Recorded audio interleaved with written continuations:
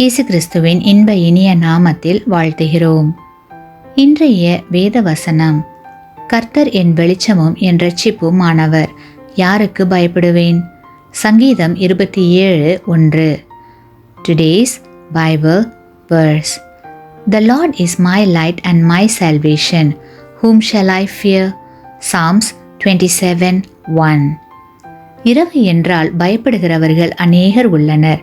இதற்கான காரணங்கள் பல உள்ளன. தனிமை, இருள், அமைதி ஆகியவை தனிமையை அதிகமாக உணர வைக்கின்றது. பாதுகாப்பு இல்லை என்ற உணர்வும் இதற்கு ஒரு காரணம்.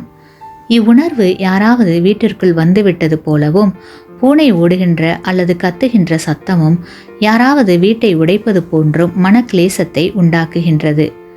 பயப்படும்படியான சம்பவங்களை நேரடியாக பார்த்திருந்தாலோ அல்லது யார் மூலமாவது கேட்டிருந்தாலோ இரவில் அவற்றை மனத்திரையில் கற்பனை செய்து பார்ப்பது பயத்தை ஏற்படுத்துகிறது. இவைகள் தவிர இன்னும் அநேக காரணங்கள் உள்ளன. யுகம் நெடுகிலும் அநேகர் இந்த பிரச்சனைகளின் வழியாக கடந்து சென்றுள்ளனர். இன்றும் அநேகர் பாதிக்கப்பட்டுள்ளனர்.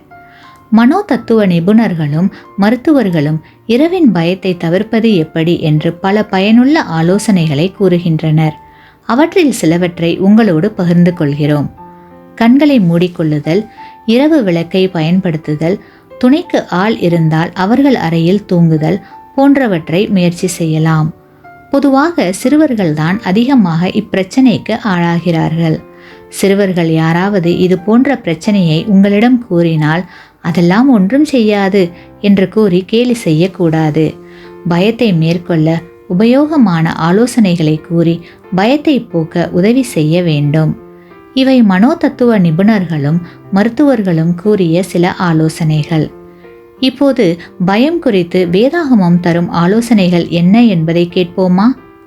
பயப்படாதே என்ற வார்த்தை 100க்கும் அதிகமான முறை வேதாகமத்தில் கூறப்பட்டுள்ளது.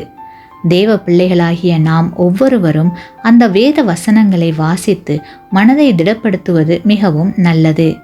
வேதாகமத்தில் எத்தனை முறை இவ்வசனம் சொல்லப்பட்டிருக்கின்றது என்பது முக்கியமல்ல. கர்த்தர் ஒருமுறை சொல்லி இருந்தாலும் அந்த வாக்குத்தத்தம் உண்மையானது.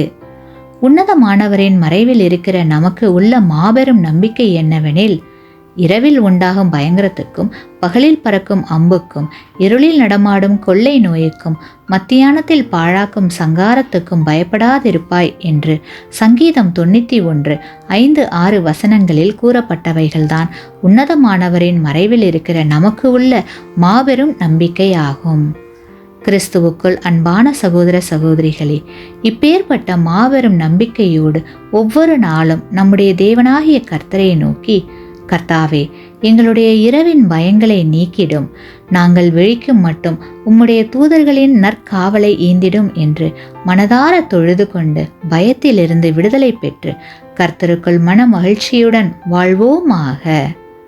ஆமேன்.